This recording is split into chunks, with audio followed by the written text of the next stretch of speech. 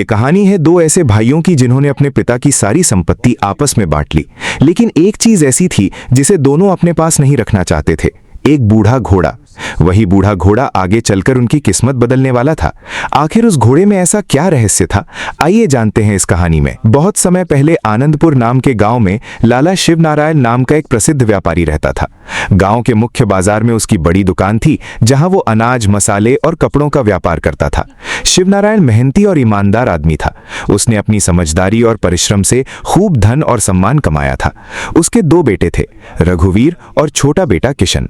रघुवीर व्यापार में तेज था और पिता के साथ दुकान संभालता था, जबकि किशन का स्वभाव दयालु और शांत था।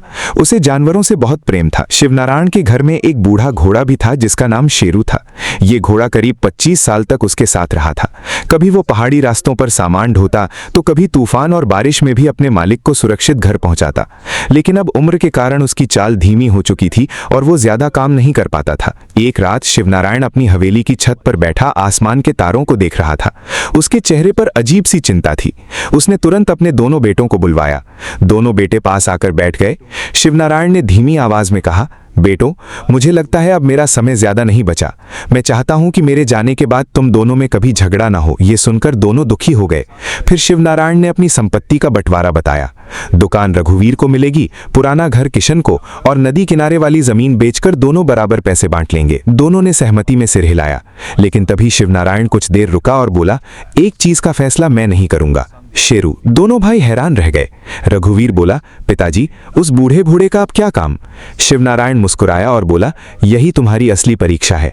जिस दिन तुम दोनों बिना लालच और बिना झगड़े के तय कर लोगे कि शेरू किसके पास रहेगा, उसी दिन मेरी आत्मा को शांति मिलेगी। कुछ दिनों बाद शिवनारायण इस दुनिया से विदा हो गया।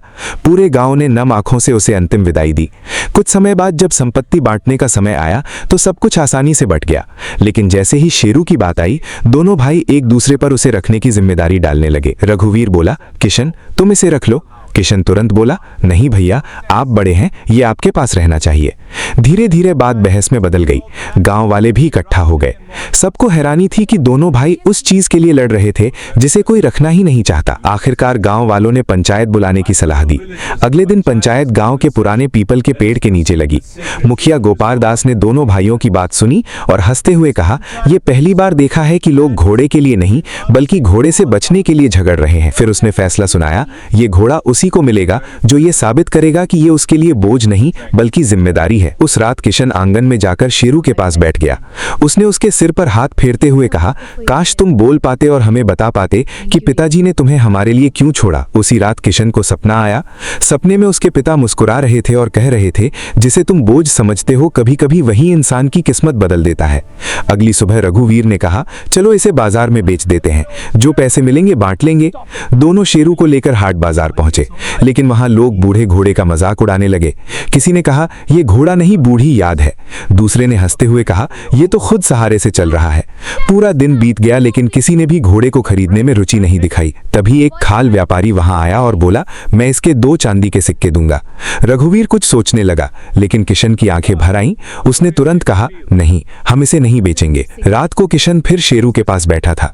तभी उसकी नजर गांव के बाहर बने एक पुराने कुएं पर गई, जहां रहट चलाने वाला घोड़ा कुछ दिन पहले मर गया था। खेत सूखने लगे थे। किशन के मन में एक विचार आया।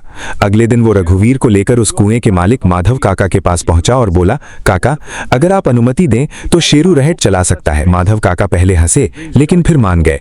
दोनों भाइयों ने शेरू को रहट से बांधा। कुछ पल तक सब शांत रहा। फिर धीरे धीरे शेरू चलने लगा, रहट घूमने लगी, कुएं से पानी निकलकर खेतों में बहने लगा। सब हैरान रह गए।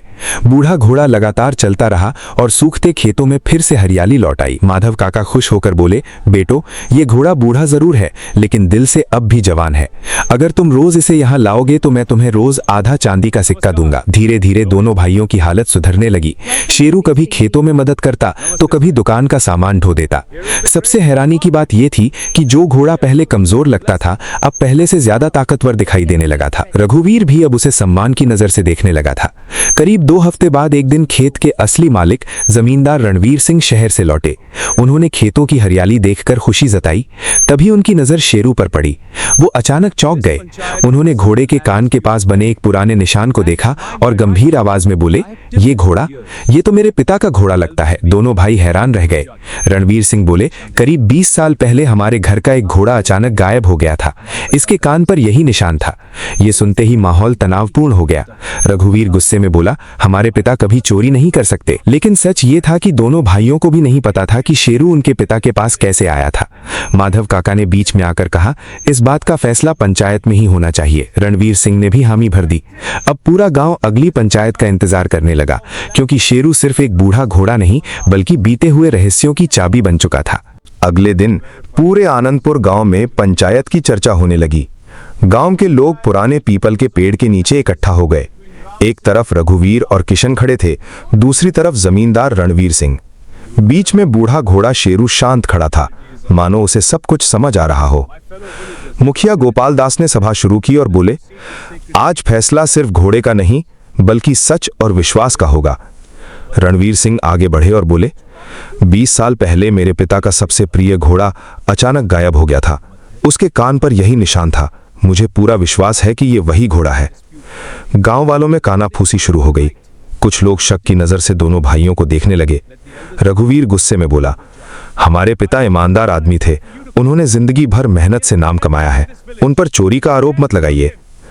तभी किशन धीरे से बोला, लेकिन सच क्या है ये हमें भी नहीं पता। मुखिया कुछ देर सोचते रहे।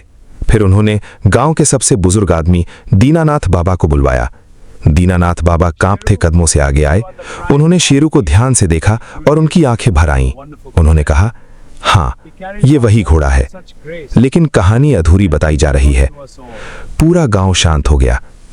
दीनानाथ बाबा बोले, सालों पहले एक भयंकर तूफान आया था। रणवीर सिंह के पिता नदी पार करते समय बुरी तरह फंस गए थे। तब शिव नारायण ने अपनी जान जोखिम में डालकर उनकी मदद की थी। उसी दौरान ये घोड़ा घायल हो गया था। रणवीर सिंह के पिता ने खुशी खुशी ये घोड़ा शिव नारायण को भेंट कर दिया था। उन्होंने कहा था, आज से ये घोड़ा तुम्हारा हुआ। ये सुनते ही सब हैरान रह गए। रणवीर सिंह भी चुप हो गए। कुछ पल बाद उन्होंने सिर झुका लिया और बोले, मुझे पूरी सच्चाई नहीं पता थी। मैंने बिना जाने आपके पिता पर शक किया। मुझे क्षमा कर दीजिए। रघुवीर और किशन की आंखों में आंसू आ गए।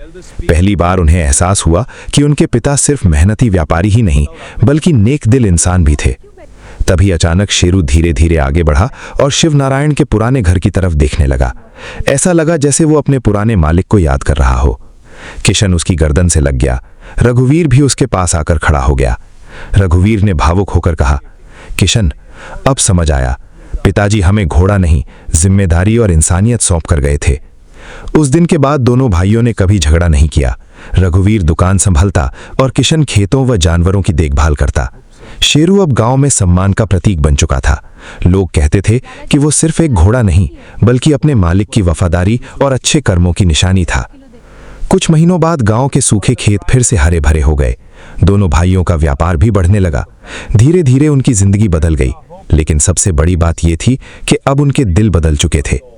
एक शाम सूर्यास्त के समय शेरू शांत होकर खेतों के पास लेट गया। किशन और रघुवीर उसके पास बैठे रहे। बूढ़े घोड़े ने आखिरी बार दोनों भाइयों की तरफ देखा, जैसे वह संतुष्ट हो कि उसने अपना काम पूरा कर दिया हो। फिर उसने हमेशा के लिए अपनी आंखें बंद कर ली। दोनों भाइयों ने उसकी याद में गांव के कुएं के पास एक छोटा सा पत्थर लगवाया, जिस पर लिखा था, जिसे दुनिया बोझ समझती है, कभी कभी वही सबसे बड़ा आशीर्वाद बन जाता है।